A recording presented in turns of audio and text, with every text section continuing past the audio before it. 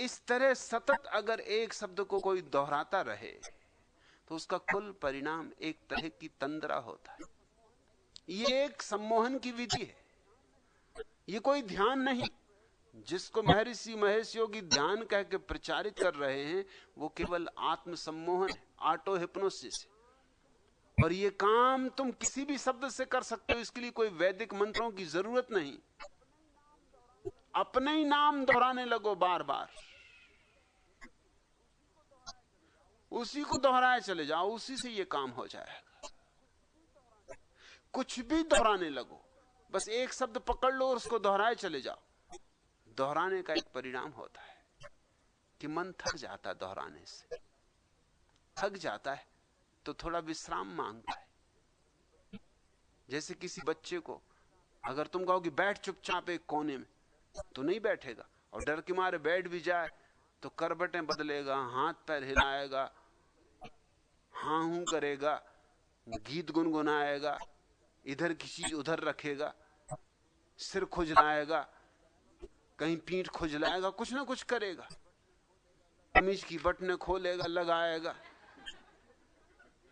मतलब उसके भीतर बेचैनी है, ऊर्जा है, शक्ति है।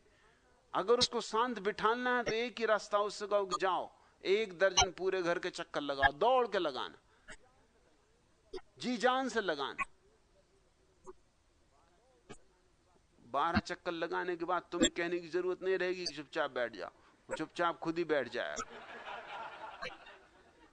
वो खुद ही एक कोने में शांति से बैठा रहेगा, ना बटन खोलेगा, ना सिर खुजलाएगा, कुछ भी नहीं करेगा, बैठा रहेगा।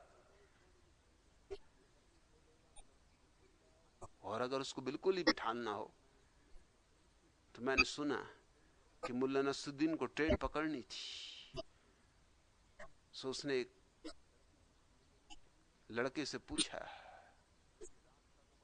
कि भाई ये रास्ता तो बड़ा लंबा है और मुझे जल्दी पहुंचना है, कहीं ट्रेन चूक ना जाऊं, तो कोई जल्दी पहुंचने का रास्ता बता दो। उस लड़के के पास एक कुत्ता था, उसने कुत्ते को कहा लच्छू। मुल्ला भागा, कुत्ता उसके पीछे हो लिया। जो रास्ता 60 मिनट में पूरा होता 10 मिनट में पूरा हो गया। मुल्ला मुझे कह रहा था कि गजब कर दिया उस लड़के ने, बताए नहीं, रास्ता पार ही करवा दिया, जवाब ही नहीं दिया, एकदम कहा लच्छू, और मैं पहुंच गया। अभी गाड़ी आने में तो कोई 40 मिनट की देर थे। जाके कैसा विश्राम किया है, ऐसा विश्राम जो कई वर्षों से नहीं जाना था। एकदम जाके लेट ही गया कुर्सी में, और ऐसी राहत पाई कि वाहरे लड़के, क्या गजब का रास्ता सुझाया, कुत्ते को पीछे लगा दिया।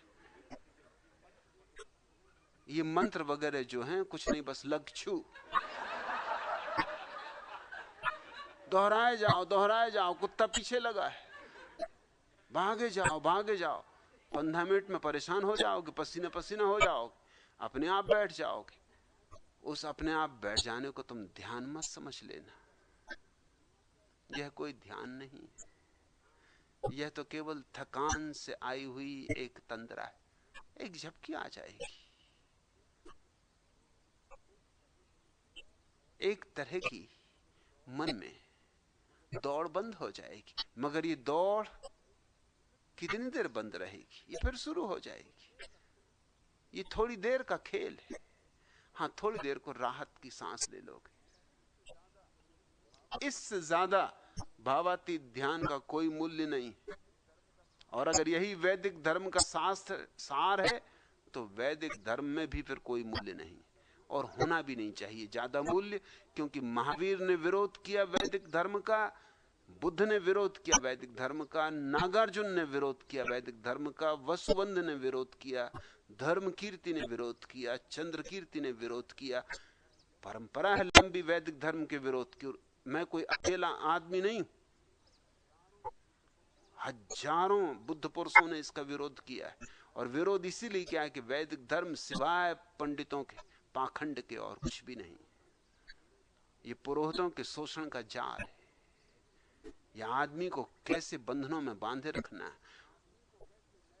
आदमी को कैसे नए नए जालों में ग्रस्त रखना, इसके सिवाय और कुछ भी नहीं। तो मैं सोचता हूं कि होगा वैदिक ज्ञान का सार ही होगा ये भावातीत। तुमने पूछा सत्य वेदांत कि आप जिस ध्यान को समझाते हैं तथा उसका प्रयोग करा रहे हैं, क्या वही ध्यान ऊपर बताई गई बातों के संदर्भ में अधिक प्रभावशाली और कारगर सिद्ध नहीं होगा? बिल्कुल नहीं। ध्यान से इन बातों का कोई संबंध ही नहीं। मैं बहुत स्पष्ट प्रत्येक चीज के संबंध में वक्तव्य देना चाहता हूं। मेरा ध्यान तुम्हारी आंतरिक शांति, सौमनस्य